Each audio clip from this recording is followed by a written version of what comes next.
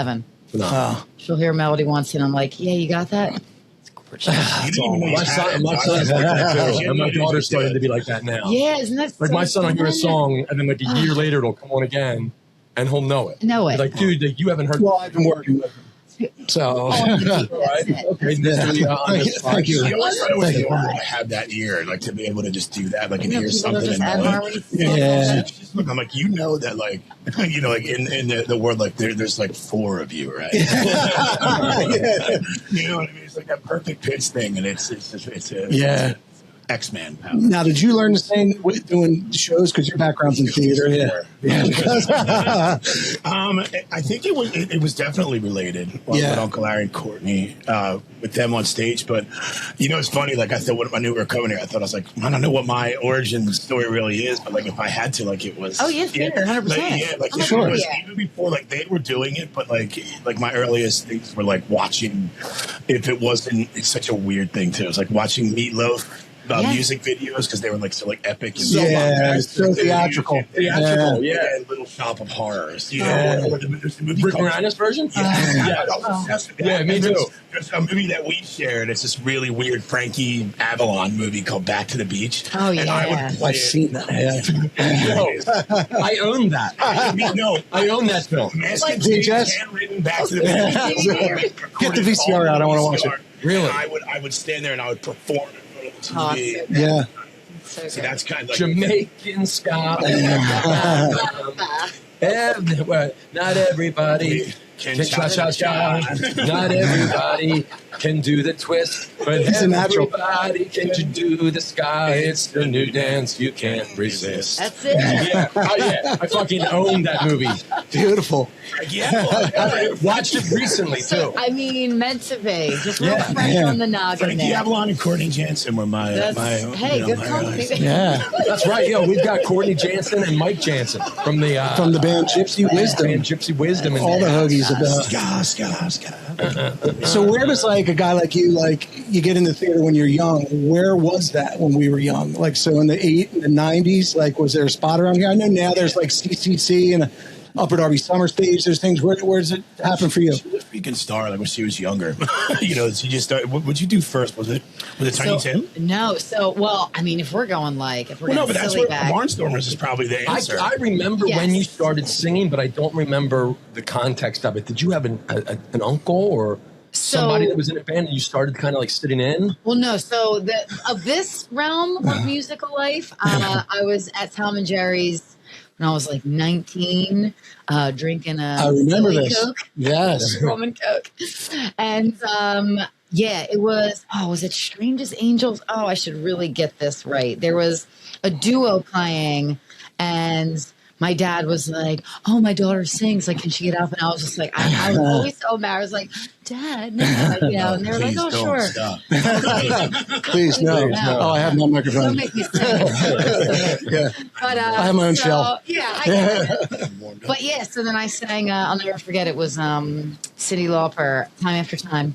Ooh. And then Jerry was there. And you guys know Jerry, right? Yeah. And he was just like, he went to my dad, "What the fuck, Larry? You didn't tell me your daughter could sing." Yeah.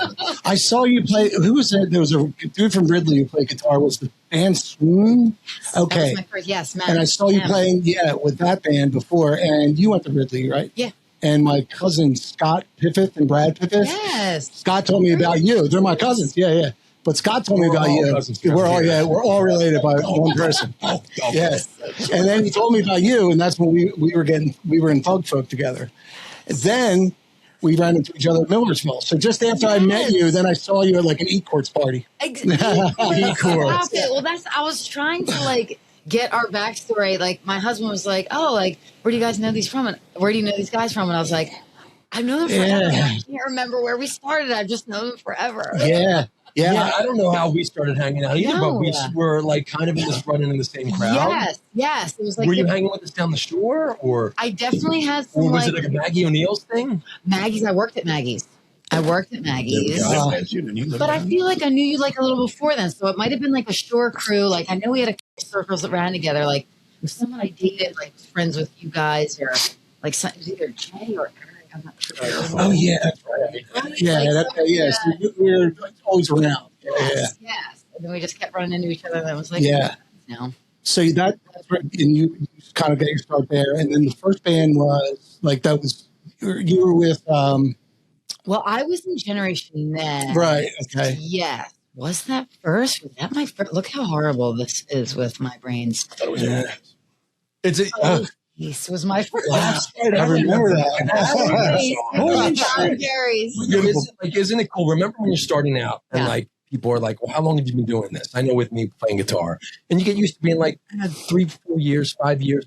But like testament to like what you guys are doing to where now it's hard to remember the first band. Right. There's something cool in that. That does, you've had the staying power over the course of it's been like 25 years. 25 I had recently said it. When was your first gig? And it was April 20th, 2000. 420. Yeah, it was 420, 2000 at the Hard Bean Cafe in Westchester, which is now Lorenzo's Pizza. On the corner. We were upstairs. We opened for another acoustic duo called Pumpkin Face. Oh, lovely. Yeah. They are fucking they've blown up. Yeah. You know, it's kind of crazy though about the band. Like, you kind of like survived. Like, everyone's gone now. There's not as many as there were back when, like, I was playing the Loop and you were in your bands. There was a million of us, and there was like just kind of B bands and stuff. Now there's you guys. There's Go Gadget. Yeah. And only 2 or 3 more that kind of split decision. Yeah. But a lot of the ones kind of fell off, and there's like 5 with staying power, I feel. Right. It's a different world now, man. Yeah. Because I don't go back. I wasn't in bands. I was just seeing you guys, but there was something to do every night. There was a place to go see music. Monday, Tuesday. There was something, Top Dog, Cherry Hill Tuesday, Penny East Wednesday. Wednesday, and there would be specials and the place to be packed. You got the bars in Delco now on a Wednesday. There's nobody doing anything. Yeah, you're lucky they're open. The game kind of just changed with that. So now it kind of filtered out those bands that, Why do you think the game changed? COVID? I mean, that's a big deal, but I think it started to change even before that. I think COVID flipped. I think COVID it kind of reassured day drinking as a thing. Yeah, and I think that had a lot of effect on it. That's why happy hours are big kind now. of like crushing it big time. But when I bartended for years, like I worked at RPs and all that, and what we talked about it, one of the biggest deaths of bar life in general was the flat screen TV. You didn't have to go out to watch sports anymore. Yeah. So you had them at your house, and so look what you guys, why the hell are you going to go anywhere?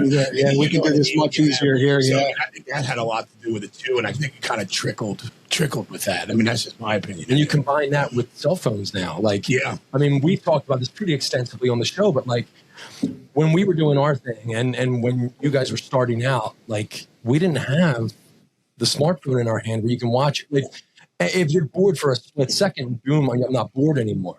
And like social media, like you already know what everyone's up to. Right. So the bar scene, it used to be human connection. That now we're getting a watered down form of human connection, but it scratches that itch on the phone, and like catching up with people and entertainment. Yeah. And now it's just like it's not even gratifying to doom scroll all night long. It's not like you get done, you're like, that was a great night. Right. But that's what we do now. But where before it was you had to go to the bar because you had to have human interaction. Yeah. I didn't know what you were up to since the last time I saw you because I don't know your status wasn't a thing. Exactly. So I don't know who I'm going to run into. I don't know who conversations, the excitement of that. Yeah. Shared experiences too. Being next to your buddy seeing a band and you're having fun.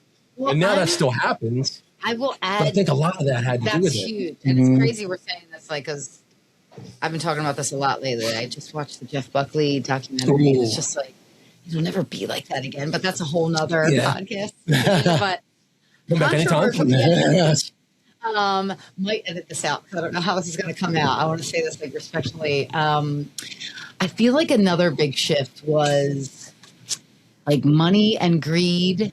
With agencies and again, with respect, I feel like a lot of bands were being put out there for a cheaper price when they weren't ready. They weren't ready to be out there. Yes, the product suffered as well. Yes, and so I think it was like a slow burn of like as these less seasoned bands started to like play out more, the crowds didn't realize that they were enjoying it less per se, and so it was like there was not like a fire like, oh, I gotta go see Green Cheese or I gotta go see There was a band. Yes. What were they called? I don't remember. Yes. Oh, there was a band. Exactly. Like that staying power is very much like, and I feel like we are very blessed to have been right in the like cusp of that, where it was starting to shift, where we established Gypsy Wisdom right as that was starting to end. Yeah. Like that whole thing of like a band staying power, like it was on its way out and like, you know. You're right. There was just like, like some of the agents were just putting together, like, you're going to be the bad boy. You're going to be the, you're going to be the rapper. And like, and they weren't kind of like, reserved emotional one. Right. They weren't seasoned musicians or singers behind it. And that's not knocking anybody. Everybody's trying. But you got to put the service hours in. And when you don't, you can tell, like you're not fooling it, or you might fool somebody for a little, but in the end, it's going to water down the scene. Right. Yeah. And I'll also loop that into the other piece that we're talking about with the phones and everything.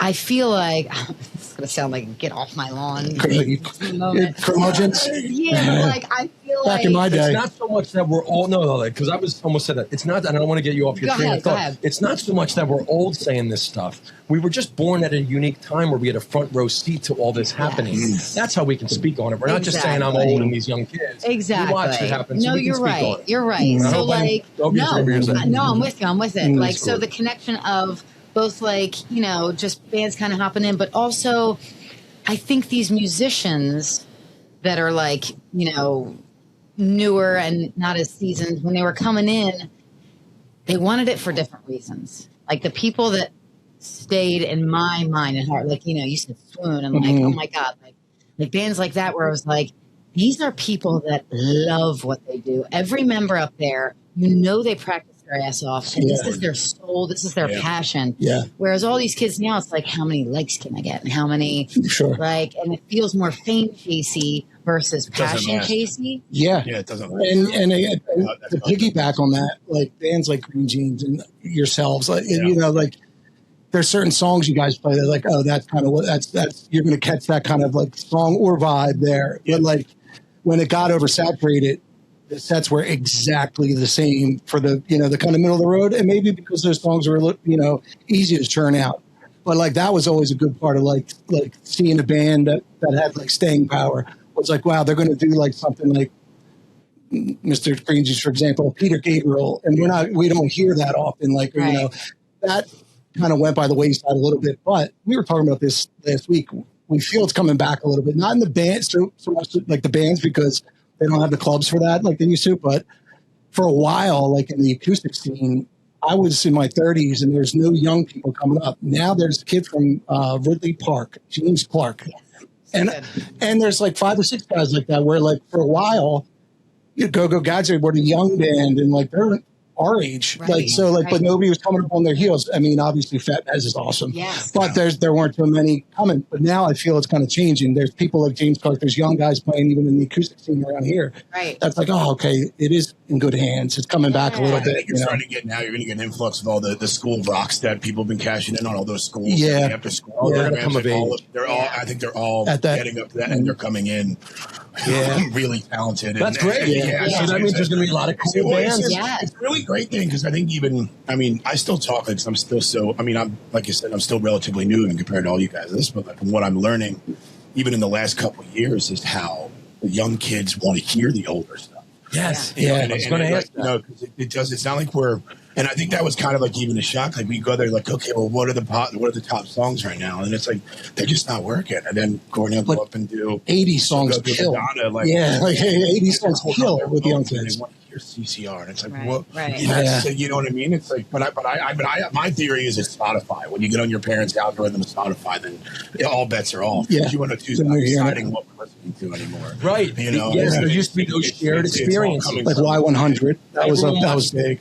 Whatever time Seinfeld was on, let's just say Tuesday night. At 8 o'clock Tuesday night, everyone watched Seinfeld. Like Sopranos. And everybody would talk about that episode the next day with whatever they were doing because we only had like 3 choices. Now there is 1,000 different people watching 1,000 different things on this stream or that stream. It's just there's no shared experiences anymore. Oh my God. Radio stations, they're around. But like people aren't listening to it religiously like they did in it, you know? Right. I think it's great. I think it's I going would to sit benefit. in my I think it's room awesome. with my blank tape and the record button ready to go for when my song would come on so I could get it. Yeah, and do you remember the box? Cupid 112. Cupid 112.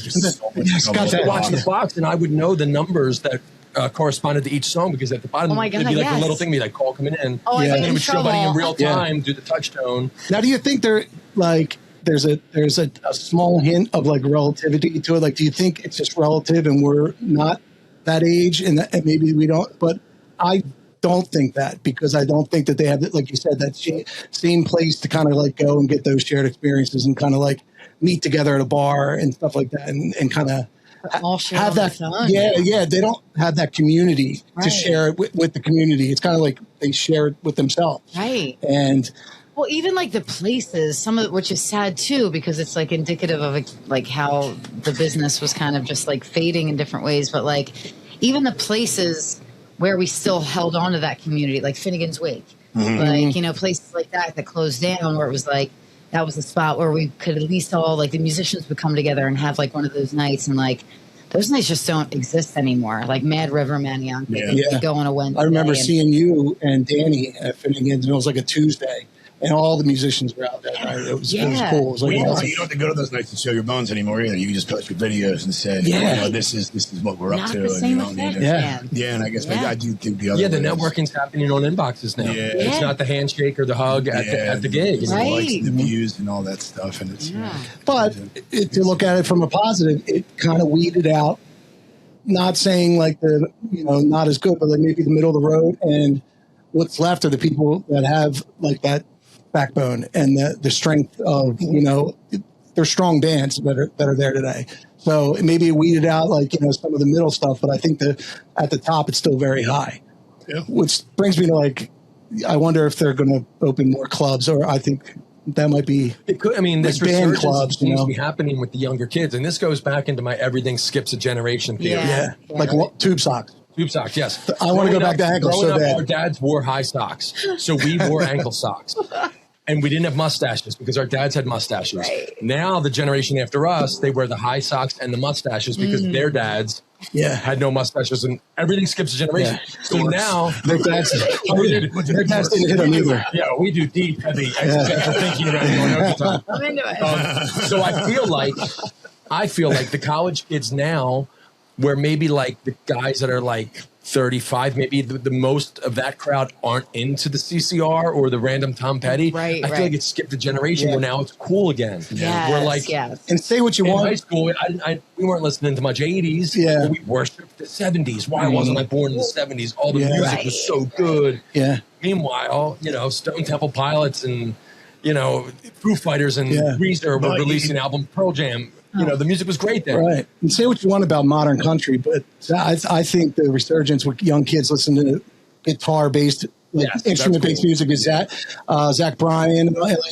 It's brought it back a little bit. Like pop music is now a guy out there with an instrument, which is cool because for 20 years there, pop music there was no instrument. So now that I think some of their favorites are up there with a guitar, with a keyboard, or singing with that accompaniment. That's cool. That's Taylor Swift up there playing guitar and piano is so huge. So cool. Just the visual. For girls, just the visual. For kids in general. Yeah. Ed Sheeran, up there with the guitar. Yeah. Oh, yeah.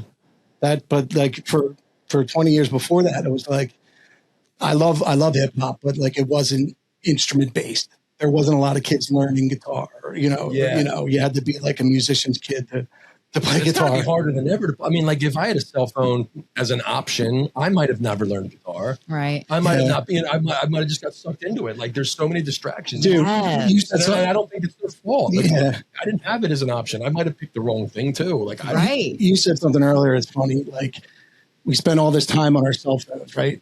And after those hours, you're like, oh.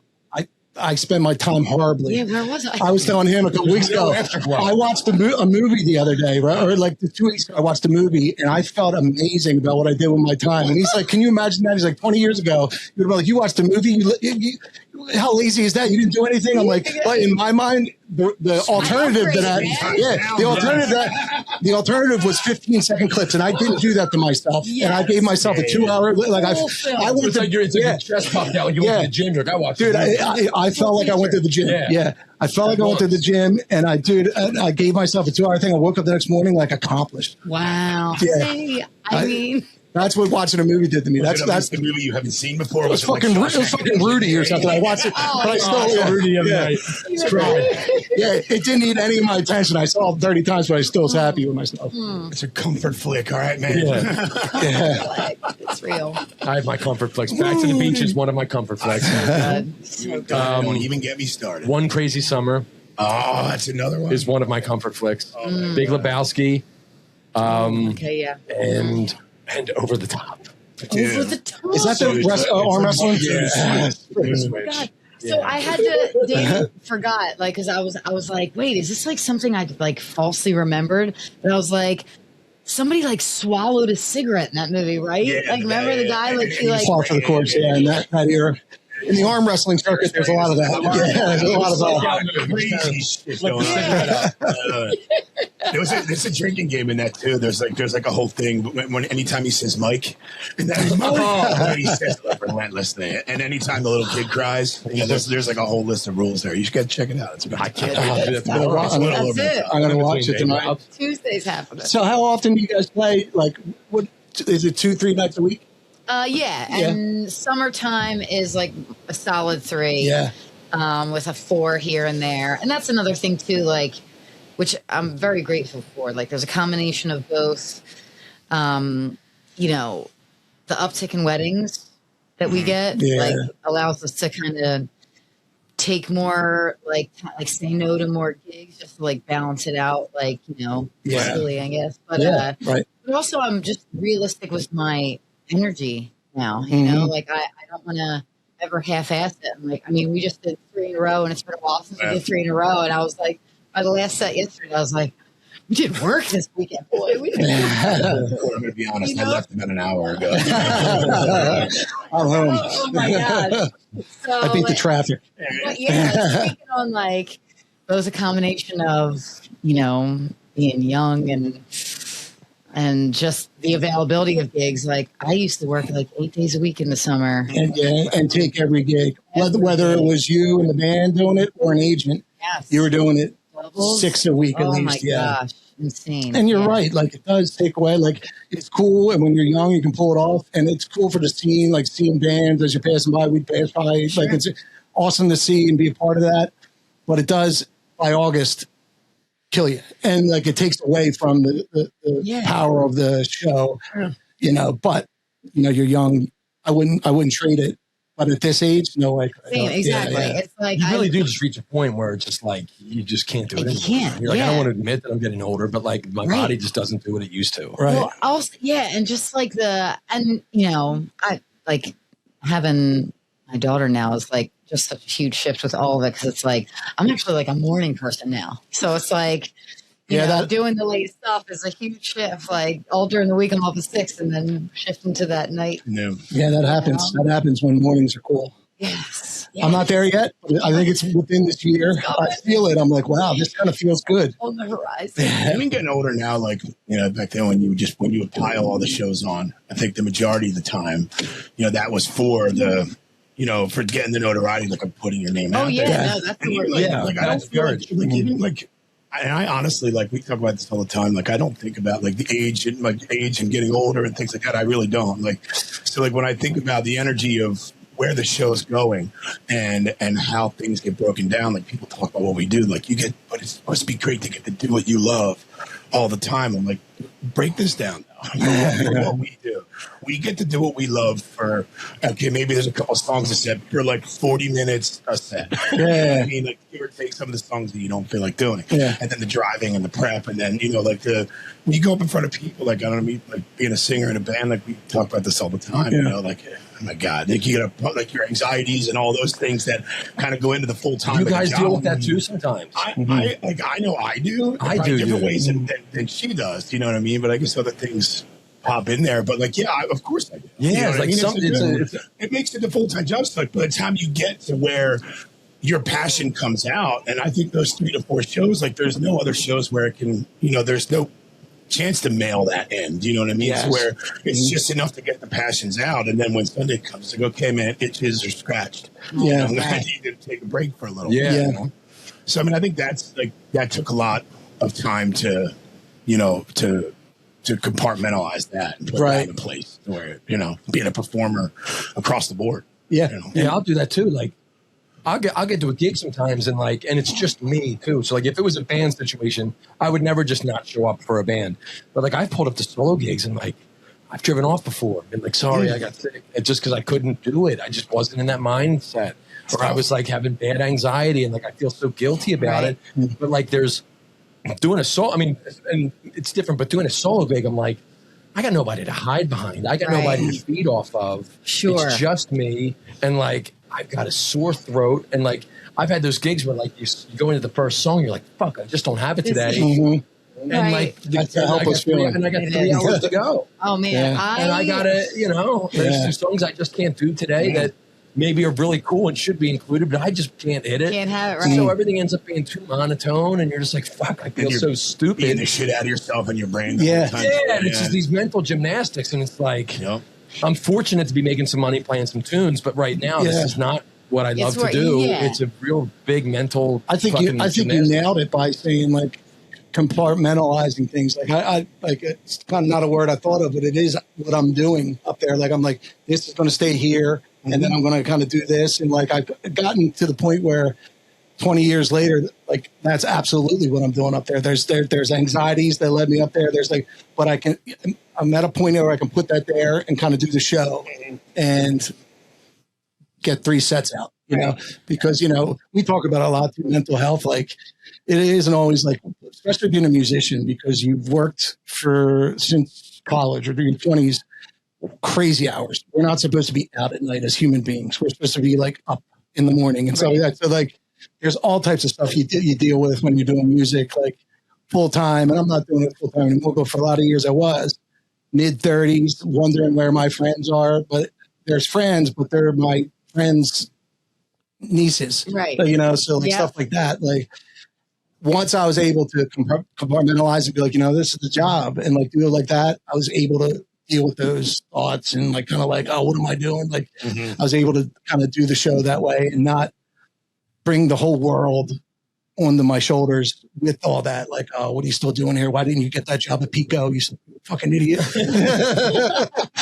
Fuck, you could have walked in Pico. Right? I told him no. True story. I'm still mad at myself. So bad. So let's dive a little deeper into that. Lay down. Mike, lay down. I feel like it's shifted like so many different times for me over the years. And I remember viscerally in all of my 20s, and I guess like, a little bit into my early 30s, the desire to be validated by a crowd, by your peers, like all that stuff. I wanted to be like on top, and I wanted to be noticed, and I wanted to be perfect. And, when I first started out, if I like cracked on stage, I would cry on the set break. Like I was so my perfectionism was out of control. And so 2 big things that have changed my life, speaking of mental health, was, self-work, like, therapy, like just meditation, things that brought me balance to kind of counteract a lot of those things like the perfectionism and the extremism and all those things. And then having my daughter, my priorities just completely shifted. And it was like, I made a person in my body. I think I can handle like this moment right here. And so like, I've always had a piece of that, like, and I think I'll have that forever, but also just like I had like an aha moment. And I don't know if I can pinpoint when it was. And it's not like an arrogance at all, but it's just a deep confidence of like, I know what I do and I know what I bring and I'm like fucking massively grateful for it. And if they receive it, that's beautiful. If not, I did what I do. And like, it's just, it was such a freeing moment. And it's like, I don't need anybody's validation, but there's also like a realistic of life, where you turn the car around. Like, I'll never forget playing the Borgata one night. I was having like such a horrible just day. And I was like crying. I was facing Danny on the drums, like just crying. And there was like a whole crowd like ready to party. And I was, and then we're like, all right, counting. And I was like, just got it together. But then you see her to smile and then yourself up, yeah. That's Mr. Bryce. What is this? I who do you think you are?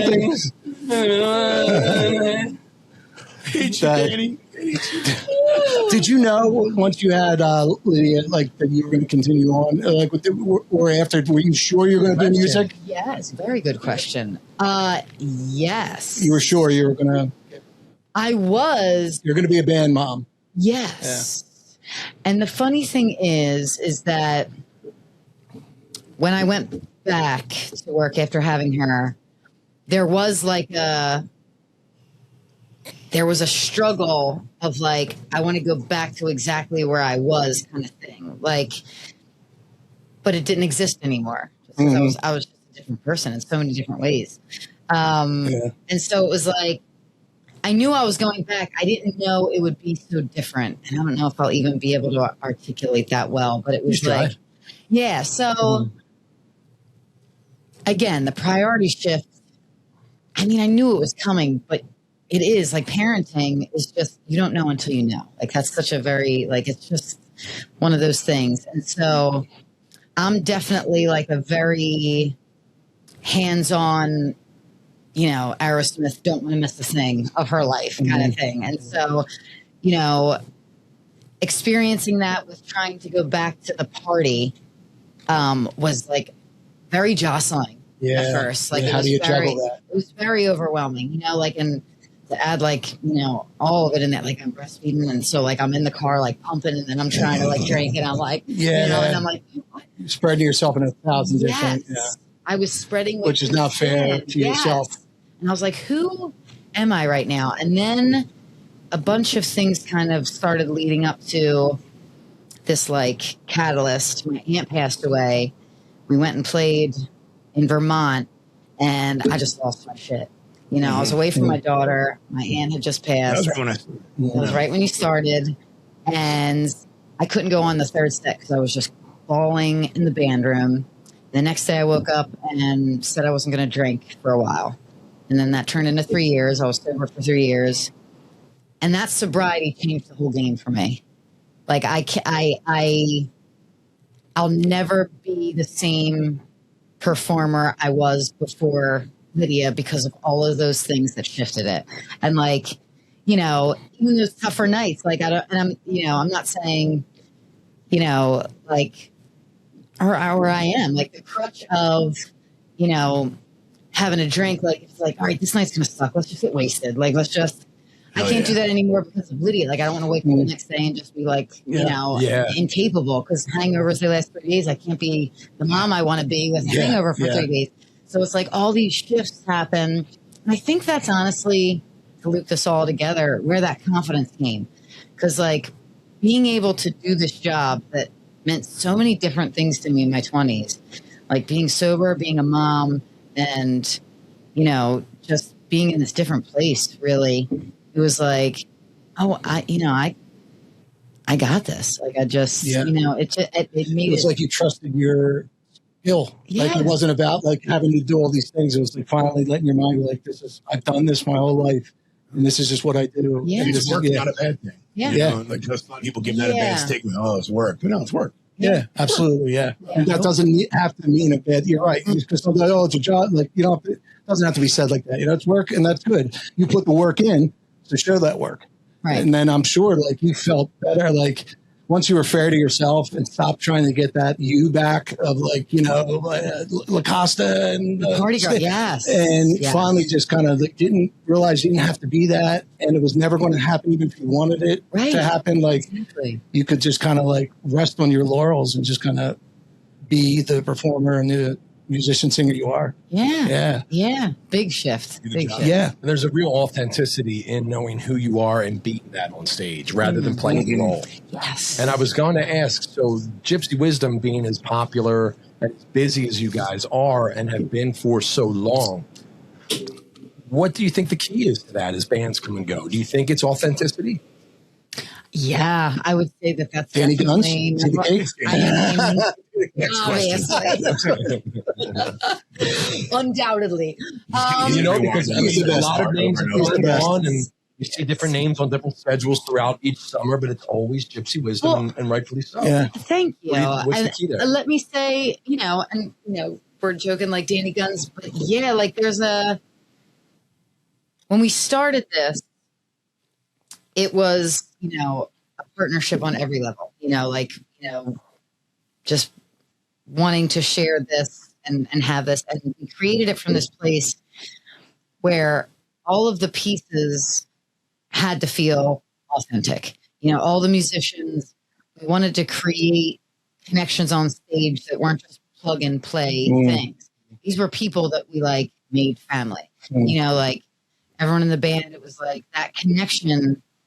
I didn't want to ever fake that. And I feel like, that's not an easy thing to do. And again, testament to Danny, he is very good at kind of balancing that piece of putting all the roles together. He found the musicians, and as they auditioned, we weren't just looking at the skills.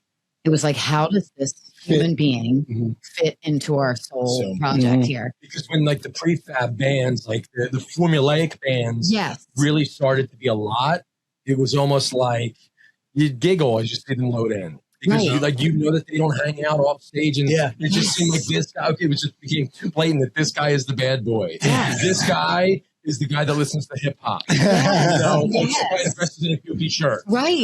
This guy is the smooth, pimp. The roles, yes. Right. Yes. So authenticity, we always liked when we were kind of on the scene a little bit, we always liked that we were a garage band from Collingdale that knew enough covers to be in the conversation. And everybody kind of came from the organic place. That's the thing, the beauty of you guys, you felt that kinship, and then it's it makes the music better. It really does. It does. Because I was in another band, and the band after that, The Loop, love those guys. Yeah. But it was the exact what we just said about plucking a guy from here, plucking a guy. This guy's from Jersey, this guy's from North. We don't know each other. Right. It's kind of like the Billy Stott, that was the mold back then. Right. I liked him as a guy and all that, but that was the business model, and it wasn't conducive to a band. I thought, because technically when I was in The Loop, there was players that were better than, but as a band, it wasn't. It never felt we all came from a certain place together, right? And we're going somewhere together. Yes, it kind of just felt like we're playing for 3 hours and then we're all going fucking to different spots in the tri-state, right? Yeah, until the next gig. I think Danny had a good litmus too about what a person. He's okay, they can really play the guitar. What are they like when they're drunk at 1 o'clock in the morning? Yeah, how's that going to affect the show at that point? And it might be a small question, but he was very aware of that. Let's go out and have a few drinks.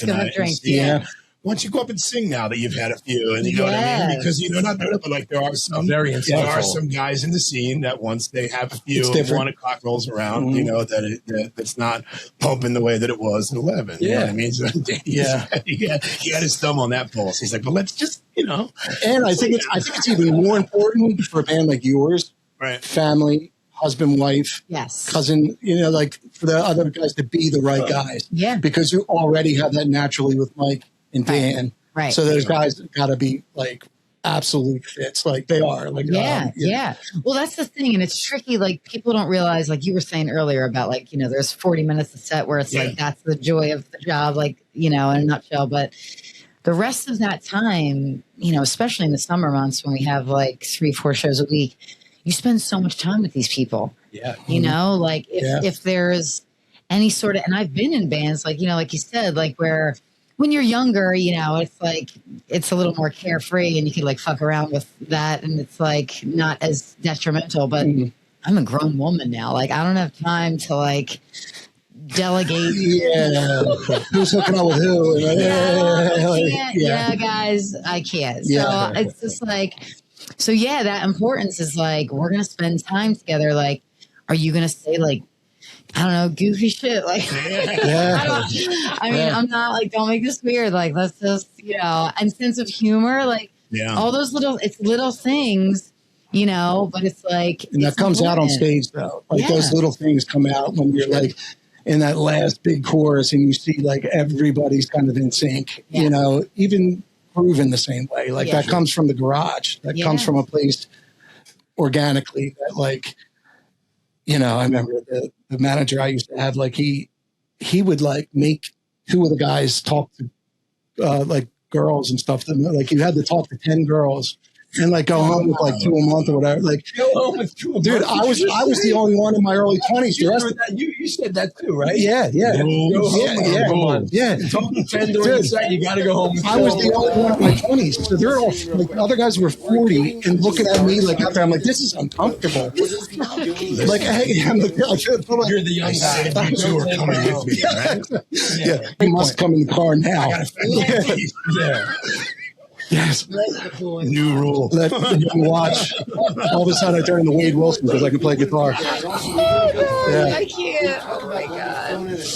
So you have to think about listening. Okay, it's Sunday. We're giving 11:45, but we just did this. How many sets in 4 days? That's the first. Great point.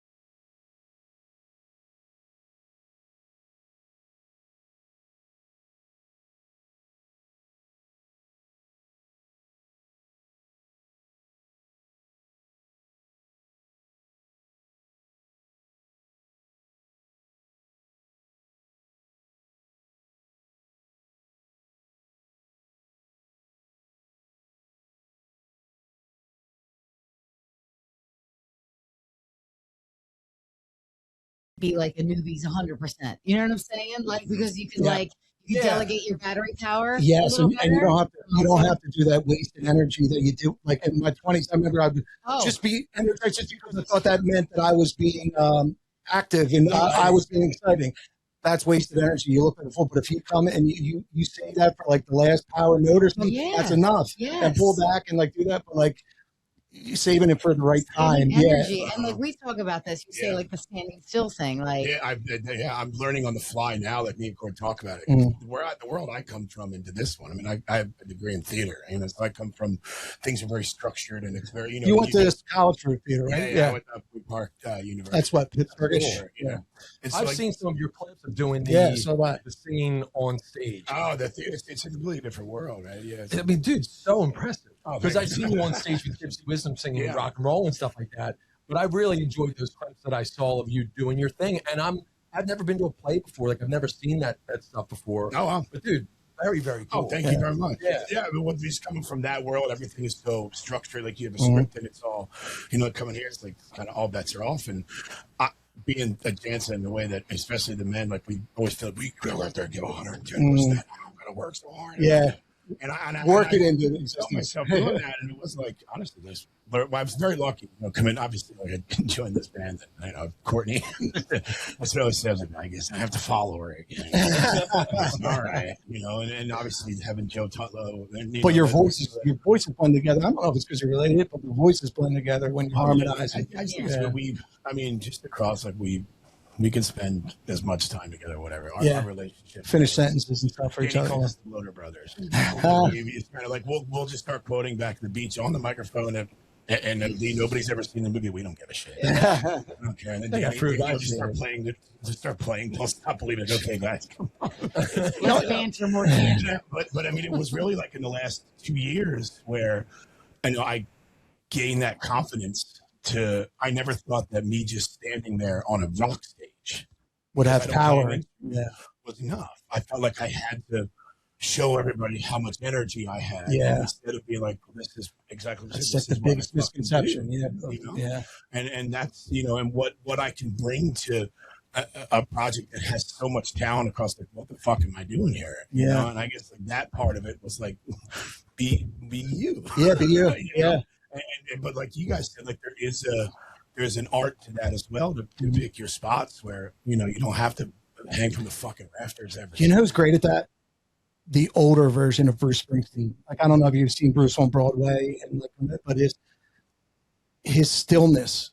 He has so much power in his stillness and like his like space in between words and stuff like that. Like, he don't sing like he used to. He doesn't move like he used to, but like he knows how to like stop, breathe, talk, and he owns a room like that. Like, I did. Yeah. It's incredible. His depression and I read the book. Yeah. Born to Run. Yeah.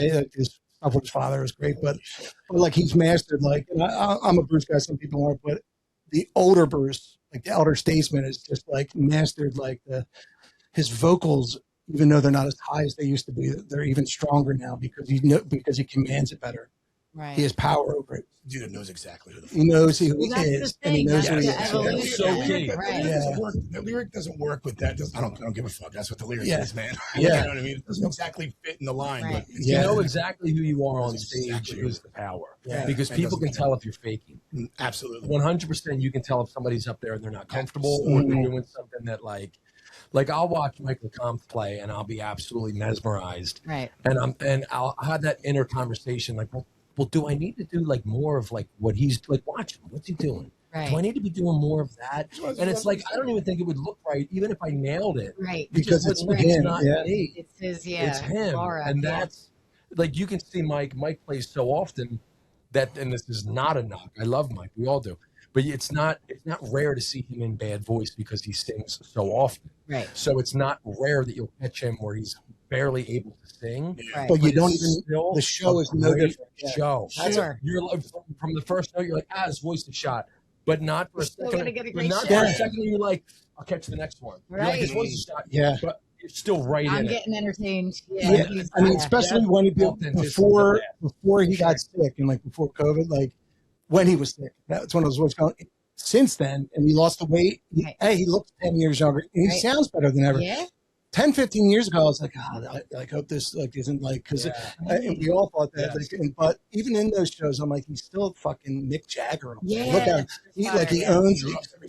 He owns his space. Like he's very like his space is his. He can move, and nobody else where he's about to go has command of that space. Like he's just a master of that. Well, I think we're touching cool stuff here, like on how, especially like front people, like up front with their things, that's like the untouchable. That's like what defines their vibe. And you can't like try to emulate it because then it's just not yours. Like Laura Lee came up on stage with us a couple of weeks ago and she was like, sorry.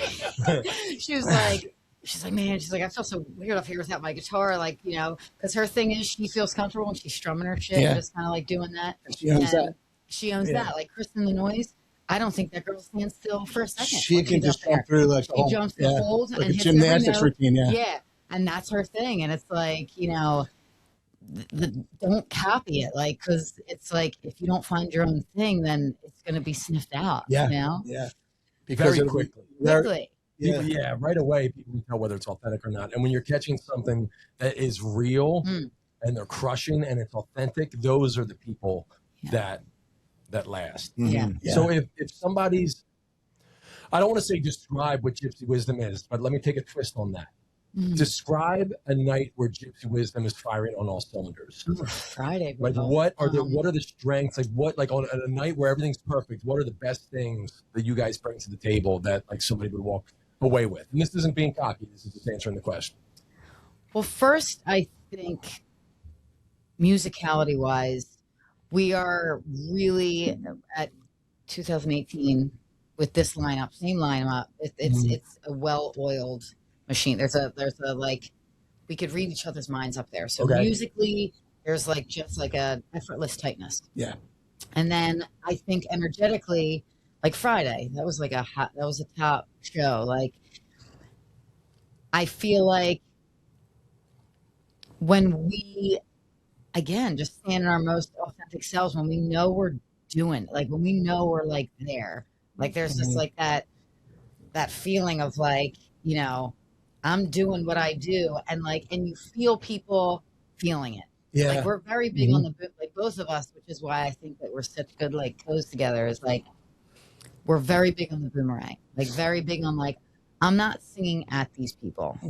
I'm with them. I'm for them. Like my thing, I like to say like once in a while, I'm like, I pause in between a song and I'll be like, let me just make some eye contact real quick. And I'll just look at people. I'm like, look at you guys. You're gorgeous. Like, I just want to see, like, I want to see you. It you know? humanizes you too. And then they're like, wow, she's fucking cool and funny. And like, I'm going to take one step up to the stage. You can be corny like that, but like, like there's no fear. Like, I'm not scared of anything that I'm going to say. Yeah, you're anymore. not scared. I'm just going to say whatever I want. I'm going to tell them if somebody's like, you know, like, oh, that shirt. I'm like, yep, got it fucking Kohl's on sale. Like, I'm going to tell them everything. Like, I just want, we're people. And that only comes with time. Yes. No one knew, no matter how quick of a study they are, is going to be able to do that. Sure. The first couple of years. It's a full comfort zone. They can be great. There can be no notes on them at all. They can be fucking, but just with time. It says, I've heard it takes a comedian 10 years of crushing to be good. And comedy's a lot like music when it comes to timing. Agreed. And confidence and knowing your thing. So whether that's true or not, like it takes 10 years, maybe longer, to know who you are on stage. For sure. Like, and some people never get there out of there. Yeah. That's sad too, because I've seen a lot of potential people where it's like, I just want to just let go, just get in there, like let go. You know, I can even give a different answer to that, because I think it's easy, especially with the OD, with the Ocean Drives, we play there so much, and it's such a comfortable place in and out. And you guys know, like you guys knew it well going into it, and now everybody says, like even other bands that come see us, they say, you guys just know that. Stealing Savannah, shout out, like getting them, like, you guys know this room so well, and you know how to play to it. So let's say there's one or two people listening that doesn't know the OD. Yeah. It's a very particular room. Talk about how the room's particular, and talk about how you would need to learn to work that particular room. It's a shore house, but I think it's Sea Isle in general. I mean, now its legend grows every year, it's like its own college town. It's a university, and like, they're always accepting new students, but it's like, as soon as you walk in there, it's like, what to do. Like, what to do as like a patron. It's like, and that's why we love it so much, because it is one of the last of its kind where there aren't faces and phones. There's people taking videos, there's people putting up requests on the phones, but they're with us. And that just doesn't happen everywhere. And the reason they're with us is because we've put in enough time to realize, like we're talking about older songs, that's also a town where they've been coming there with their parents forever. So they're seeing the, oh my God, Hands on the Ceiling. Secret Service. Like all those like classic songs that Juliana Brothers are there now. Like they love those beautiful people. Like, so it's like, we know that a newer song might not have legs there. So we'll do that on a Thursday in the summer, maybe in the first set when it's our real tight regulars. Test it out. Where it's like, hey guys, we just learned this. Like, let's fuck around with it with you guys. Like, it's like a, you guys are going to be our, testers on it. But on a Friday, on President's Day weekend, I wrote that set list like, usually I write a set list like a half hour before we go on. That was written earlier in the day, and I was like, this is what's going to fly. Right. We're going to do ABBA. We're going to do Bruce. We're going to do like just Jersey Shore. Sure. Goodies. Well, I think I was going like to your question, like on that, like how do you know, like when you're on all cylinders, that kind of thing. Like I think about the gigs, and we talk about this too, where I love it when we're in a spot. Like I guess with Augustus Crab Shack too is a good example, or Hard Rock will get this way too, where it'll be crowded and they feel like sitting and watching. They don't want to get up and dance. Yeah. And I think a lot of people, a lot of bands would kind of take that as an F. And like, I'll turn a corner, like, you know what? Every single solitary person was sitting and watching their eyes, the show. And they'll come up after and say something. It's those, I think, where you can, you can kind of, and I know for me, like, and like when I look out, it kind of gives me like a little, like, that's what I feel. I'm like, son of a bitch, man. Because you know they're listening intently. Yeah. It's outside of that thing. And then when you're still sitting there, do you know what I mean? Yeah. And ordering another drink and not going anywhere. Yeah. So those kind of things, I'm very aware that when we shift to that, we don't even realize it. Because I think it's easy for me to, or even like, especially for me to be like, am I giving it up here? Am I doing? But then it kind of goes back to, you know, our roots at the theater. Yeah. To be like, well, this is what I'm used to. You know? That was really hard to get used to. And that was like the acoustic scene, like it's tough. Like that is so tough for me in that regard. Like if you're, you know what I mean? Sometimes like we just have the one speaker and it's not like a big production. Yeah. It intimidates the shit out of me. Yeah. You know, because I can't just get up there and so a lot of it's kind of background. It's a different game. It's a tough game. You guys are messed up. But to me, that would be my something like the big crowds and all that. I think that we have that ability to excel when the energy hits, and we know when it's time to. Yeah, we hate drawing attention to ourselves, guys. I just hate it. You know? But it's so funny because both answers are the opposite side of the same spectrum. Like when everybody's confident and comfort, and you know everybody's in their spot where they're the most confident. That's when the band's at the top. When you're playing and you're at and the musicianship and the singing is so kind of like top notch that it's kind of knocked people back to even say that. But it's the same kind of thing. It's like you're on and you know the rest of you, all 5 of you are just kind of rolling on all cylinders together. Yeah. You know, it's the opposite side of the coin, but it's the same kind of thing. Mm-hmm. You know? Yeah, and honestly, and there's beauty in both of those things because like Friday, you know, it's full energy, it's full body, like it's packed, these kids are with you, you're sweating, and it's like, man, I just put on like a fucking concert. And then there's like a show where it is more of the listening crowd, but then the band will kind of, because of like our comfortability and tightness, like we'll fuck around a little more. Like I'll change some of my melodies. Like did a meaty riff. It was meaty. I think it was the end of Valor. Yeah, and she was messing around at the end. She started riffing down. A little trill, a little vocal trill. Yeah.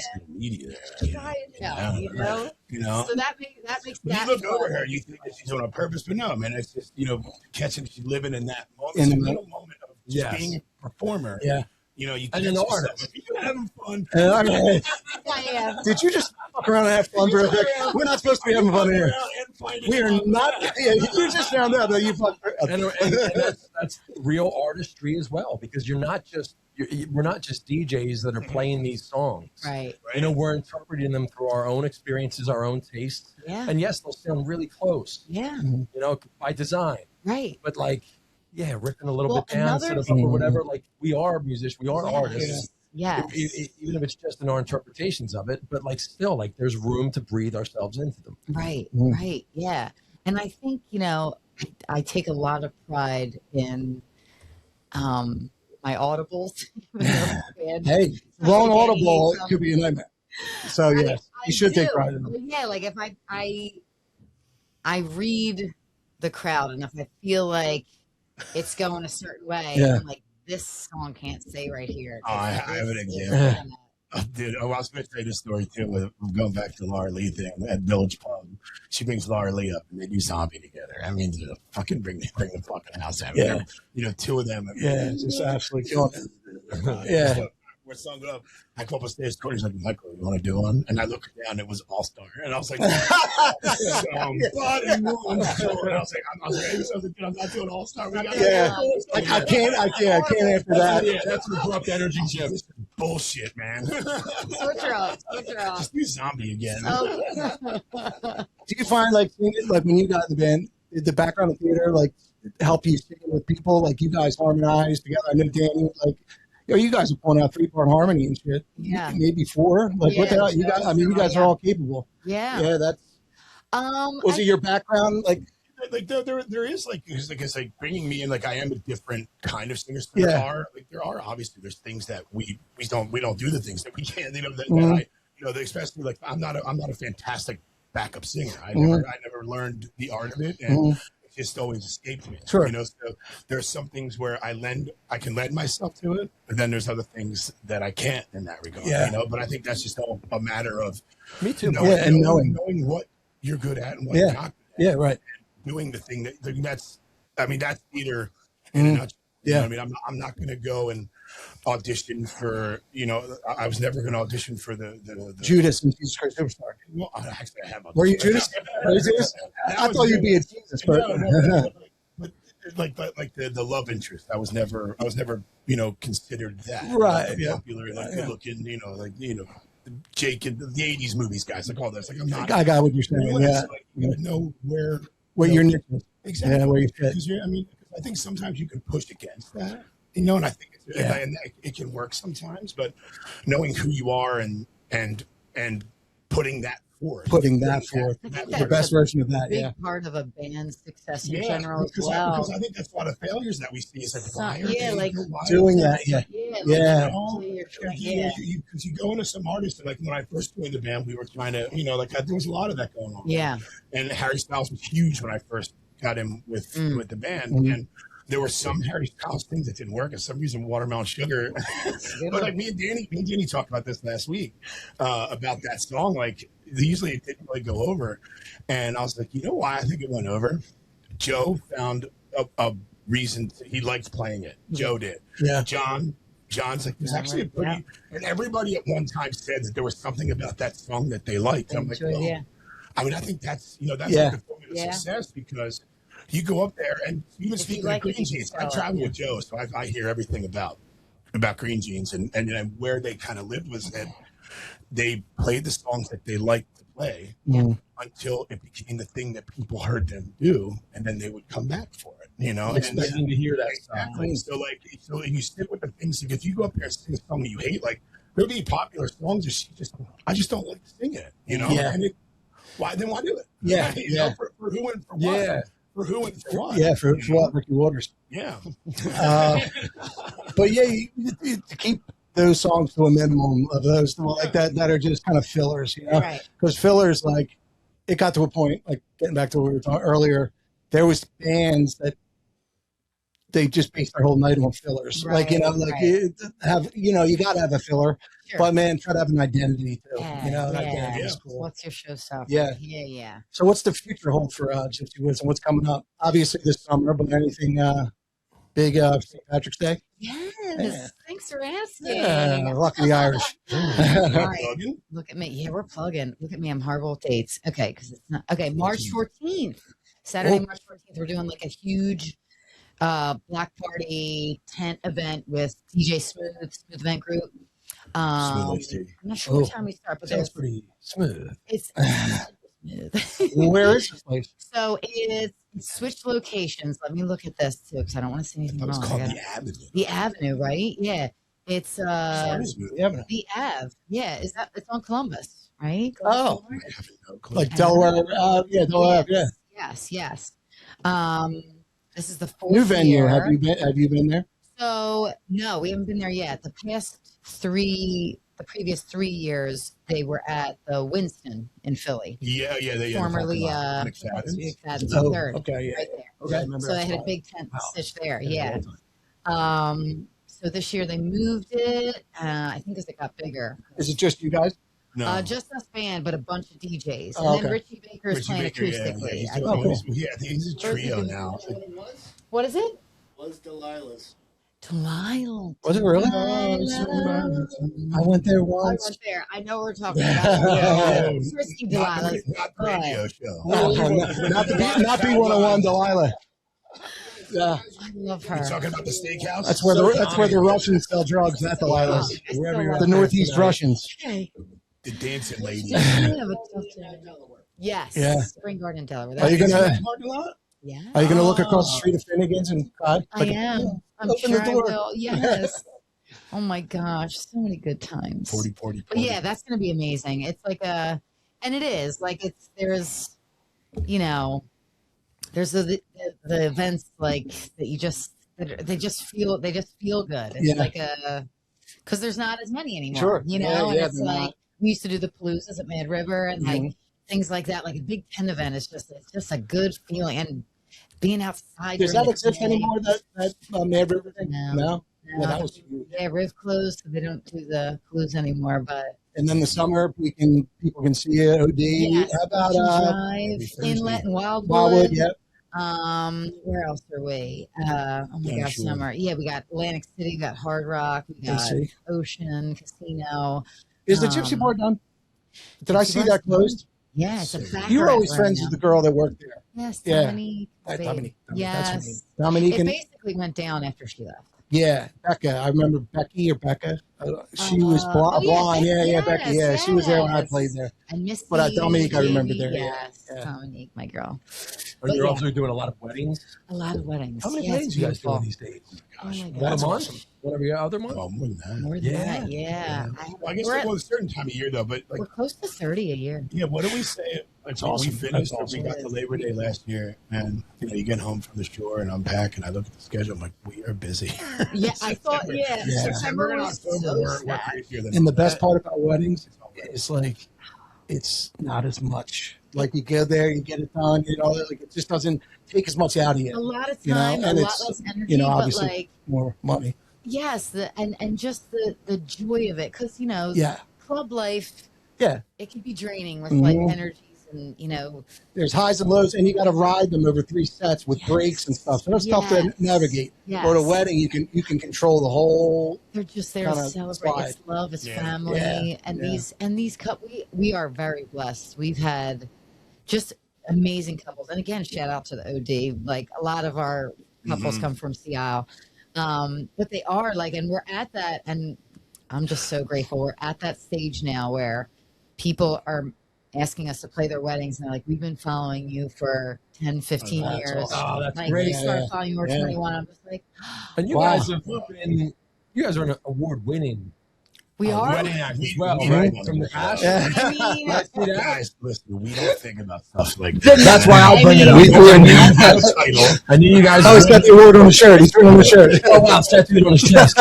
the knot and just because we're the wedding wire champions. The video back there, I ran a quick check.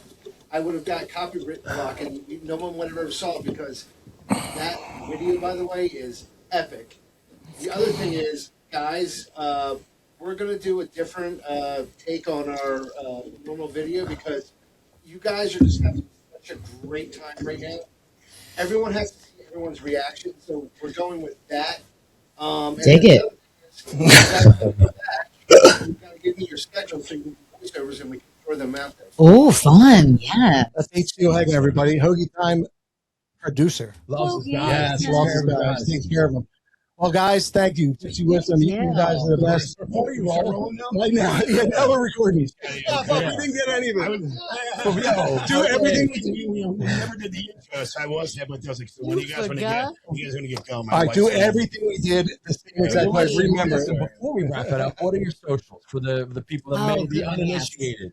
If there are any left so good. that don't already follow you guys. So our Instagram is your MySpace too, please. MySpace. Oh my God. And if I'm not your top, you're top baby. Hoagie Time is number 2, right behind me. Make sure to check out our good friends Courtney and Mike and their band Gypsy Wisdom. Where can people see it? Instagram, we are Gypsy_Wisdom, and then Gypsy Wisdom on Facebook, and then GypsyWisdom.com for the website. And cool. And if people are looking into weddings or private events, they can book through your website. Yes, book through the website. Send me my direct contact is right there. I'll get the message and say hello. And if they want to see you locally or down the shore, the schedule's on the site. The website seems to have everything covered. Got it all. We got it all, man. Let's end with this. What's Gypsy Wisdom? What's the story of the name? I know that was like personal to you. Yeah. So back when you started the band. Yeah. So my brother, he always taught me all things school. Like, he used to listen to music. Cigarettes. All the cool things. You know how it is. Pearl Jam. Yes. The cool things. So I was like, I have this new band. I'm trying to come up with a name. And honestly, he came up with it. And then I just once I heard it, it clicked with me because I was like, okay, like Gypsy, like traveling, like we do the traveling. And then wisdom, we pick up wisdom from all the different states and venues we go to. Makes sense. It's family. Was important. That the first name he offered up? Yes. You just nailed it? Nailed it. Yeah. It's a family affair with those Jansons. Yeah, Yeah, the man. whole thing. I just filtered like 7 thoughts out. Watching you do it. Well, we met a lady backpacking through Spain. Hoagie time. Latest teasing and you'll be doing just fine. Hoagie time. A virtual show. Enjoy it on the go. Listen at night, listen all day. It's online, you can have it your way. Hoagie time. Hoagie